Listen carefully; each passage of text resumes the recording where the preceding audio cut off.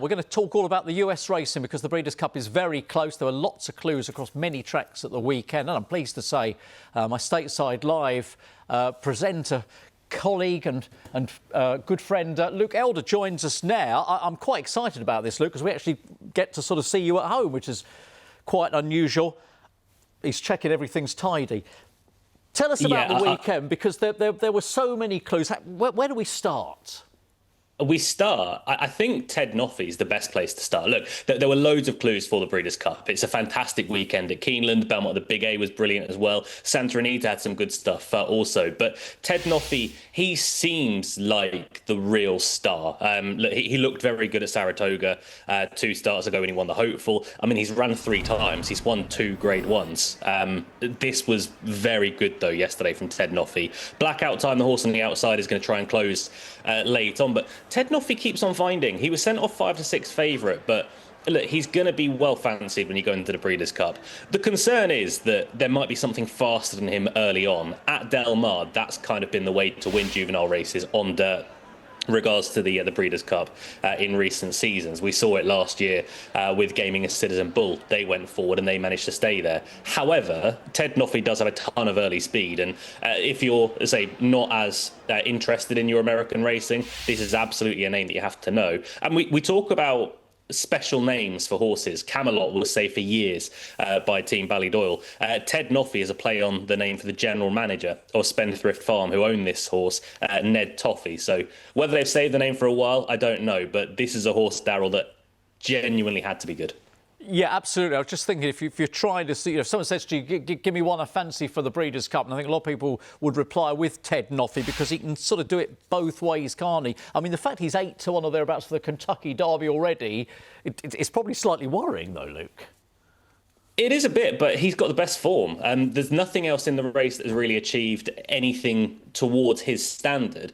He looks like a horse as well. I was mentioning last night when I was on air that I don't think he's the sort of horse who's just a 2-year-old. He could easily shape up into being a 3-year-old, and hopefully we get to see him as a possible Kentucky Derby horse for next year. Obviously, it's one step at a time, but generally, if you win the Hopeful, you're a good horse.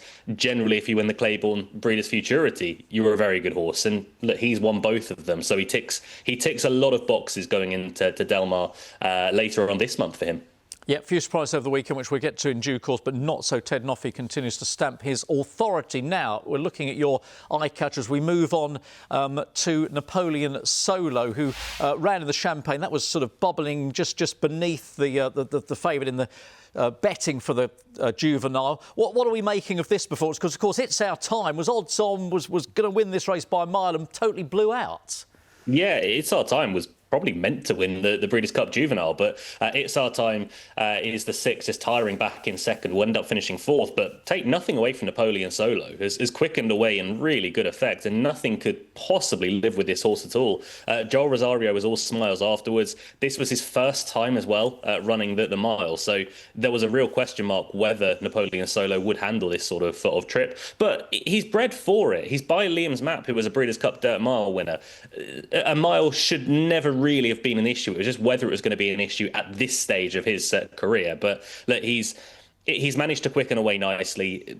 Chad Summers, he wouldn't be one of the leading trainers. He'd be a guy that would have plenty of winners in New York. Maybe his best horse of all time would be Mind Your Biscuits, will probably be the best one of those, who was a bit of an older horse. But Chad Summers is absolutely good enough to do it with 2-year-olds. I think in this sort of capacity, Napoleon Solo has to have a big chance going towards California. I did read a quote from Chad Summers earlier on, Luke, and he's kind of, I mean, he will commit to the Breeders' Cup, but I think at the moment he's just sort of biding his time. He doesn't want to say absolutely going, but come on, Chad, if you're watching, you got to go. You've got to be in that race.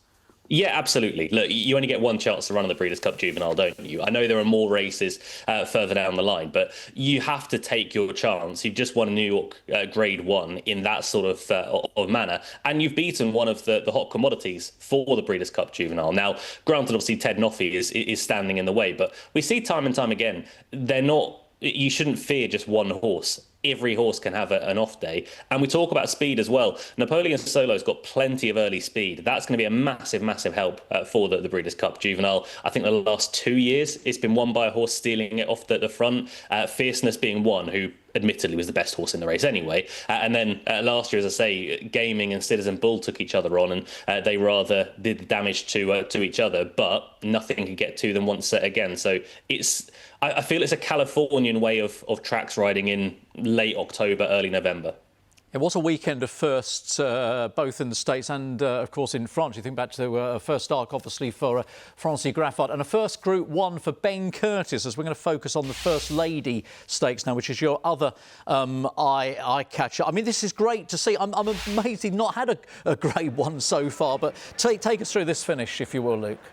Yeah, he's not been over there that long, has he? It's the red cap, black colours you're looking for, just in the middle. He's desperately trying to find a way through, and thankfully, for him, the gap does come, and he manages to run down a familiar name in front, Choisia, of the Crisfords team. Choisia is going to finish back in third place. Segesta finishes in the Juddmonte colours out a bit wider into to second, and look, was closing at the line. But Ben Curtis, I thought, gave this an A+ ride.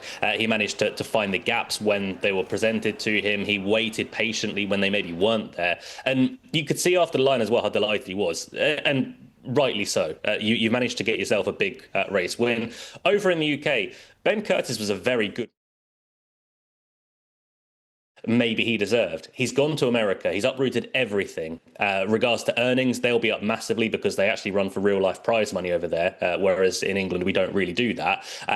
You would like to think that there'll be more big rides coming his way, but he's very much earned his way up the ladder. He had a fantastic season at the fairgrounds down in New Orleans not too long ago, when he was second or third, I think it was, in the jockey standings behind Jose Ortiz. But look, Ben Curtis, we know how good of a rider he is, and America are beginning to see that as well now. Yeah, I think when he first went over there and he was toying with the idea of going out there on a regular basis, Eddie Keneally was a trainer who gave him a lot of advice, so it's great that he provides the first Group 1 winner. I think the Breeders' Cup Mile is being possibly touted. We'd love to see him there, or her there rather, and maybe in with a bit of a chance. Possibly, yeah. It'll be a bigger ask. Obviously, you've got to go and take on the boys. Honestly, regards to English horses, I'm not overly sure who's going to go over. We've got more of a line on who's going to go for the Breeders' Cup Turf. Obviously, Rebels Romance, maybe Ombudsman as well. And we're still keeping our fingers crossed that Calandagan could possibly go over. But for the mile, it's a little more of an open contest. But the First Lady, look, as far as Grade 1 company goes, it's a very good race to win amongst your own sex. But when you go and take on the boys, and especially at the Breeders' Cup in any race, life's going to get a lot tougher. But we should see Ben Curtis on the big stage, and I doubt that'll be his only ride on that Breeders' Cup weekend as well. Yeah, he's been absolutely brilliant in the States, of course, both on the pace, off the pace, turf dirt. It absolutely happens to him. I think the Goldie Cobra is a possible alternative for Simply in front, which may make more sense. Now, big shock headline of Sunday night was Thorpedo Anna, the reigning horse of the year, beaten in the Spinster. What are we making of this last night? Yeah, she was disappointing, but in a really big way. Now, we know she's an absolutely fantastic race mare, but this is her on the outside, the sort of slightly green colours in fourth, just offering up nothing as of late. Jin Jin actually goes on to win the race. Was a horse that honestly had very little chance. Nitrogen tried to go by on the outside. That's the young up-and-comer. And Scylla, who's more of a common name, back in third, but they couldn't get by. Look, Jin Jin was badgered away on the inside rail and managed to see things out, but was tough as anything. Whether she goes on to the Breeders' Cup Distaff, I would imagine she will. It was a win and you're in contest, and she's absolutely earned her place there. The one thing I'll say about Jin Jin, and I mentioned this to Peter Fonatal when we were on air last night, is that she's ran twice at Keeneland now. She's won both of them, one of them in Grade 3 company, and then obviously last night in Grade 1 company. So maybe Keeneland is a track that plays towards her strengths, and with that, Saratoga probably should as well. Del Mar's a very different course to Keeneland and Saratoga, but it does favour front runners. So if she can repeat that sort of effort, then Jin Jin has got a chance. But it was a very left field effort last night, Darrell. It's a sort of race that even 10 minutes after, me and Peter were sort of talking of how has she won that, but she took a massive step forward. Yeah, Thorpedo Anna, I think around 5-1 at the time, recording this to defend successfully the Distaff crown for those who, I'm sure many will, retain the faith. Now, we want to show you Tommy Joe, who's towards the top of the market, of course, for the Juvenile Fillies, but won this race in the Steward's room on Friday night, Luke. Yeah, deservedly so. I know, obviously, in England, we're a little bit more lenient and we probably give a bit more a bit more power to the horse in front. But we'll see Tommy Joe here being lent on up the entirety of the straight. And that's the big one, just where Tommy Joe gets sort of bumped out of the way by Percy's Bar. Now, Percy's Bar will hit the line strongly.